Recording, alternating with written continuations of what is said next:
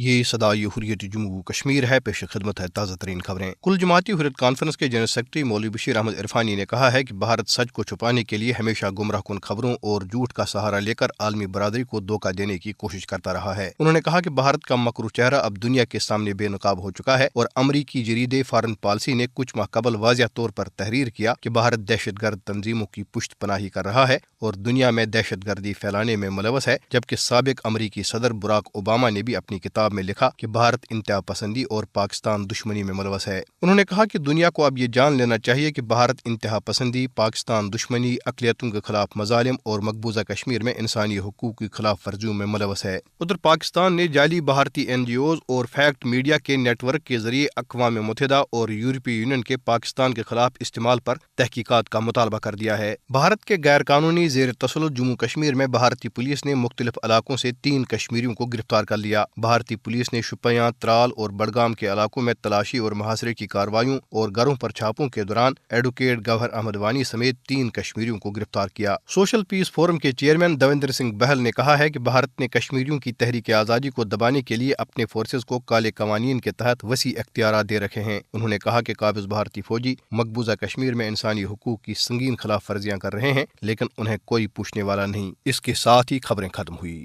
بھارت نریندر مودی اور B J پی کی سربراہی میں جس تیزی کے ساتھ تنزلی اور ٹوٹ پھوٹ کی جانب گامزن ہے، وہ اب ایک نوشتہ دیوار ہے، اور اس کا اظہار موجودہ دنیا کے معروف دانشور نوم چومسکی حال ہی میں ایک ویبنار میں اپنے خیالات کا اظہار کرتے ہوئے کر چکے ہیں کہ مودی کی سربراہی میں بھارت سیکولرزم کے اقدار کو کھو رہا ہے اور بھارت میں مقیم اقلیتیں بطور خاص مودی اور آر ایس ایس کا نشانہ ہیں۔ بھارت کے 68 کروڑ کسان سڑکوں پر ہیں اور ان کا احتجاج گزشتہ 14 روز سے جاری ہے۔ بھارتی کسانوں کے احتجاج نے پورے بھارت کو عملاً مفلوج بنا کے رکھ دیا ہے۔ طرفہ تماشا یہ کہ مودی کا منظوری نظر میڈیا، جو کہ پوری دنیا میں گودی میڈیا کے نام سے جانا جاتا ہے، کسانوں کو خالستانی اور آتنکوادی کے نام سے پکارتا ہے، جس پر پنجاب کے کسان، جو کہ زیادہ تر سکھ ہیں، سیکھ پا اور مودی کو سلواتیں سنا رہے ہیں۔ جس طرح مودی نے گزشتہ برس 5 اگست کو مقبوضہ جموں و کشمیر کی خصوصی آئینی حیثیت اور اونت کے ساتھ ختم کی، اسی طرح پورے بھارت میں 3 زرعی قوانین نافذ کیے گئے، جس سے پورے بھارتی کسانوں نے رنگ و نسل، مذہب اور ذات پات کے مسترد اور اس کے خاتمے کے لیے سراپا احتجاج ہیں۔ پوری دنیا میں گزشتہ روز جہاں انسانی حقوق کا عالمی دن منایا جا رہا تھا، تو مقبوضہ جموں و کشمیر میں ذرائع ابلاغ کا گلا پہلے ہی گونٹا جا چکا ہے۔ سری گفوارہ میں 3 کشمیری صحافیوں پر بھارتی صفاقوں نے بدترین تشدد اور انہیں کئی گھنٹوں تک تھانے میں بند رکھا، جس سے مودی اور اس کے وردی پوش گنڈوں کی انسانوں سے متعلق حقوق کا احترام کا بخوبی اندازہ لگایا جا سکتا ہے۔ وہیں یورپی ادارے ڈس انفو لیب نے پاکستان کے خلاف بھارت کی پروپیگنڈا مہم کا بانڈا پھر ایک بار پھوڑ کر مودی اور بھارتی اداروں کو پوری دنیا کے سامنے